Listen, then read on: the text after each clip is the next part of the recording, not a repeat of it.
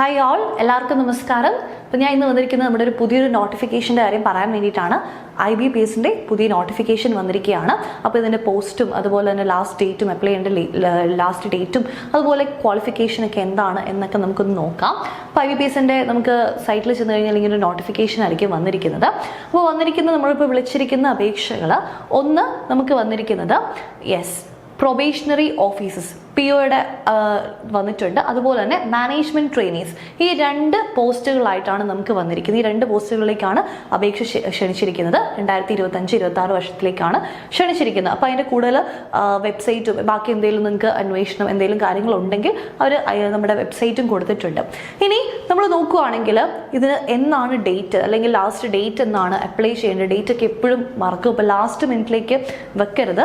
നമ്മൾ മാക്സിമം നേരത്തെ online registration ഡേറ്റും കാര്യങ്ങളൊക്കെ ആദ്യം തന്നെ അറിയാം. അപ്പം നിങ്ങൾക്ക് ചെയ്യാൻ പറ്റുന്ന എത്രയും പെട്ടെന്ന് ചെയ്യാമോ അത്രയും പെട്ടെന്ന് തന്നെ ചെയ്യുക. കാരണം ലാസ്റ്റ് മിനിറ്റിലേക്ക് വെച്ച് കഴിഞ്ഞാൽ പലപ്പോഴും ചിലപ്പോൾ സൈറ്റ് കിട്ടാനായിട്ടുള്ള ഒരു ബുദ്ധിമുട്ട് കാണും. അങ്ങനെ പല ഇതും വരാറുണ്ട്. അതുകൊണ്ട് നമുക്ക് അറിഞ്ഞു കഴിഞ്ഞാൽ പെട്ടെന്ന് തന്നെ ചെയ്യുക. അപ്പം online registration including edit modification of application by candidates, online രജിസ്ട്രേഷന് സ്റ്റാർട്ട് ചെയ്യുന്നത് ഓൾറെഡി സ്റ്റാർട്ട് ചെയ്തിട്ടുണ്ട്. ഓഗസ്റ്റ് മാസം 1-ാം തീയതി തന്നെ സ്റ്റാർട്ട് ചെയ്തിട്ടുണ്ട്. 21-ാം തീയതി വരെയാണ് ഡേറ്റ്. അപ്പോൾ 20-ാം തീയതി 21 നോക്കിക്കഴിഞ്ഞാൽ ഇനി സമയം ഉണ്ടല്ലോ എന്ന് വിചാരിച്ചു കഴിഞ്ഞാൽ ആ സമയത്ത് ചിലപ്പോൾ സൈറ്റ് കിട്ടണമെന്നില്ല, അല്ലെങ്കിൽ സൈറ്റ് ഇങ്ങനെ നമുക്ക് കിട്ടാനായിട്ട് ലോഡ് ചെയ്തുകൊണ്ടിരിക്കുകയൊക്കെ ആയിരിക്കും, ബുദ്ധിമുട്ടായിരിക്കും. അങ്ങനത്തെ ഇഷ്യൂസൊക്കെ വന്നിട്ട് ഒരുപാട് പേർക്ക് അപ്ലൈ ചെയ്യാൻ പറ്റാതെ പോകാറുണ്ട്. അപ്പോൾ അതുകൊണ്ട് തന്നെ ശ്രദ്ധിക്കുക, ലാസ്റ്റ് ഡേറ്റിലേക്ക് വെക്കാതിരിക്കുക. നമുക്ക് ഓൾറെഡി ഈ സമയത്തൊക്കെ നിങ്ങളുടെ എല്ലാ കാര്യങ്ങളും ഉണ്ടെങ്കിൽ നിങ്ങളിപ്പോൾ തന്നെ അങ്ങ് ചെയ്യുക. എത്രയും പെട്ടെന്ന് നിങ്ങളൊരു ഡേറ്റ് വെക്കാം. മാക്സിമം ഒരു 10-ാം തീയതിക്ക് മുമ്പായിട്ട് എല്ലാവരും തന്നെ അപ്ലൈ ചെയ്യാനായിട്ട് നോക്കുക. നമുക്ക് എഡിറ്റ് ചെയ്യാനോ അല്ലെങ്കിൽ മോഡിഫിക്കേഷനോ എല്ലാത്തിനും കൂടെ ഉള്ള ആ ഒരു ലാസ്റ്റ് ഡേറ്റ് 21 വരെയാണ്. അപ്പോൾ നേരത്തെ ചെയ്ത് കഴിഞ്ഞാൽ എന്തെങ്കിലും മോഡിഫിക്കേഷൻ ഒക്കെ വരുത്തണമെങ്കിലും ചെയ്യാം. പേയ്മെൻറ്റും ഈ ഒരു സമയം കൊണ്ട് തന്നെ നമ്മൾ ചെയ്യണം. ഓൺലൈൻ പേയ്മെൻ്റ് ആണ് വരുന്നത്. ദെൻ നമുക്ക് പിന്നെ ബാക്കിയുള്ള കാര്യങ്ങൾ ഓൺലൈൻ നമുക്ക് പ്രിലിംസ് വരുന്നത് ഒക്ടോബർ മാസത്തിലായിരിക്കും. ഒക്ടോബറിലാണ് പ്രിലിംസ് വരുന്നത്.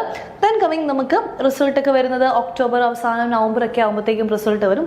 ദെൻ ഓൺലൈൻ എക്സാമിനേഷൻ മെയിൻസ് വരുന്നത് നവംബറിലാണ്. അപ്പോൾ വളരെ പെട്ടെന്ന് എക്സാംസ് ഒക്കെ വരുന്നുണ്ട്. അപ്പോൾ പെട്ടെന്ന് തന്നെ നിങ്ങൾ ഈ പറയുന്ന പോലെ ഡേറ്റ് ഓർത്ത് വെക്കുക.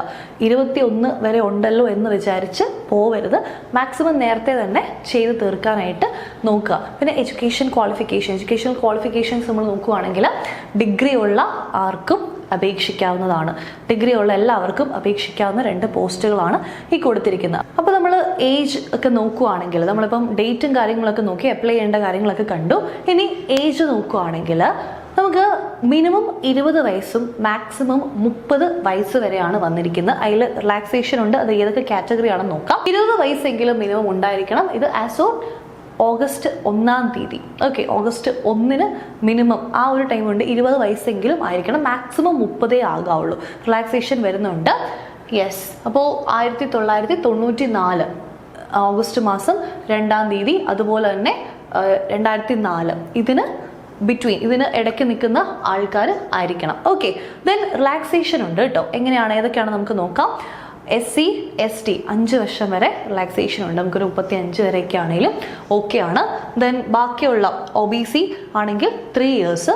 പിന്നെ എന്തെങ്കിലും ഡിസബിലിറ്റീസ് ഒക്കെ ഉള്ള ആളുകളാണെങ്കിൽ 10 വർഷം വരെ ഇവിടെ കിട്ടുന്നുണ്ട്, റിലാക്സേഷൻ കിട്ടുന്നുണ്ട്.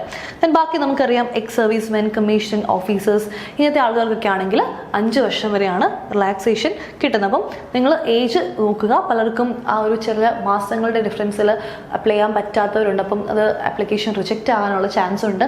അതുകൊണ്ട് തന്നെ അത് നോക്കിയിട്ടൊക്കെ ചെയ്യാവുള്ളൂ. Then persons affected by 1984 riots 5 വർഷം വരെ റിലാക്സേഷൻ ഇവിടെ പറയുന്നുണ്ട്. ദെൻ ഇതാണ് ഏജിൻ്റെ കാറ്റഗറിയിൽ വരുന്നത്. നമുക്ക് ഏജ് നോക്കുകയാണെങ്കിൽ ഈ പറയുന്ന 20 വയസ്സ് തികഞ്ഞിരിക്കണം. ഓഗസ്റ്റ് മാസം 1-ാം തീയതി അല്ലെങ്കിൽ 1-ാം തീയതിക്ക് മുമ്പായിട്ട് 20 വയസ്സ് ആയിരിക്കണം കേട്ടോ. ആ ഒരു ഏജ് ഓർക്കുക. ആസ് ഓൺ 1/8/2024 20 വയസ്സ്, മാക്സിമം 30. റിലാക്സേഷൻ നോർമൽ ജനറൽ കാറ്റഗറിയിൽ ഈ പറയുന്നത് തന്നെയായിരിക്കും ഏജ് വരുന്നത്. അതിൽ റിലാക്സേഷൻ ഒന്നും ഇല്ല. ഓക്കെ, ഇനി നമുക്ക് എക്സാമിനേഷൻ്റെ സ്ട്രക്ചർ, മാർക്ക്, കാര്യങ്ങളൊക്കെ നമുക്ക് നോക്കാം. 3 ടെസ്റ്റാണ്. ഒബ്ജക്റ്റീവ് ടൈപ്പ് പ്രിലിംസിൻ്റെ വരുന്നത് 3 എണ്ണമാണ്. 3 സബ്ജക്ട്സ് ആണ് നമുക്ക് ഉള്ളത്. ഇംഗ്ലീഷ് ലാംഗ്വേജ്, 30 ക്വസ്റ്റ്യൻസ് ആയിരിക്കും നമ്മളോട് ചോദിക്കുന്നത്. 30 ക്വസ്റ്റ്യൻസ് ആയിരിക്കും ഇംഗ്ലീഷിനുള്ളത്. ബാക്കി മറ്റ് 2 സബ്ജക്ട്സിന് 35 ക്വസ്റ്റ്യൻസ് ഉള്ളപ്പോൾ ഇംഗ്ലീഷിന് 30 ക്വസ്റ്റ്യൻ ആണ് നമുക്ക് ഉള്ളത്. And 30 marks, 30 questions 30 marks. English ലാംഗ്വേജിന് 30 ക്വസ്റ്റ്യൻസും 30 മാർക്സുമാണുള്ളത്. ഇതിന് 20 മിനിറ്റ് ആണ് സമയമുള്ളത്. ടൈം എപ്പോഴും ഓർക്കുക, സെപ്പറേറ്റ് ടൈം ആയിരിക്കും നമുക്ക് ഉള്ളത് കേട്ടോ.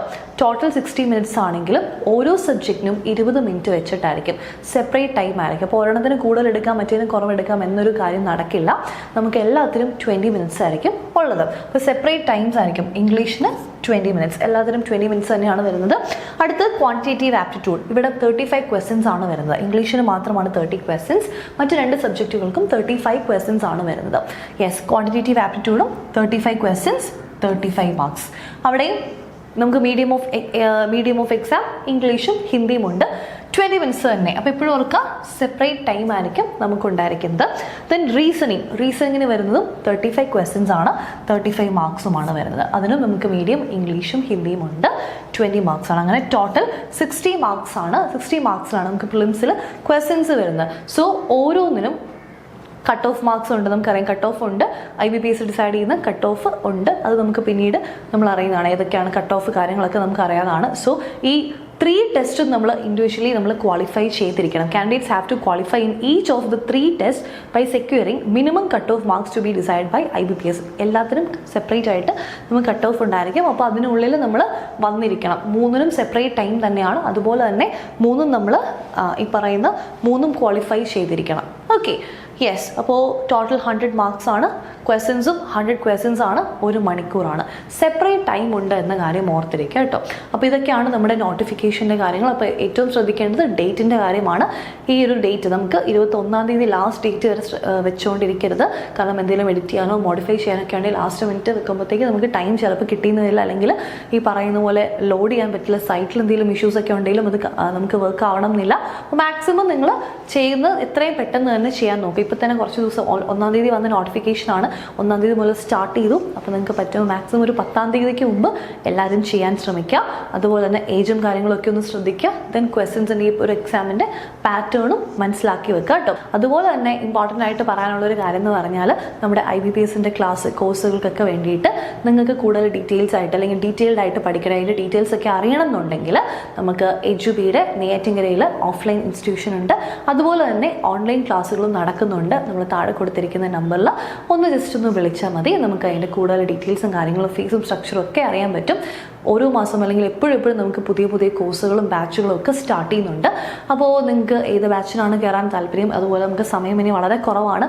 എത്രയും പെട്ടെന്ന് നിങ്ങൾക്ക് ഇങ്ങനെ കോഴ്സിന് ചേരാൻ താല്പര്യമുണ്ടെങ്കിൽ താഴെ കാണുന്ന നമ്പറിൽ ജസ്റ്റ് ഒന്ന് വിളിച്ച് അന്വേഷിക്കാം. അപ്പോൾ അത്രയേ ഉള്ളൂ. That's it. Thank you.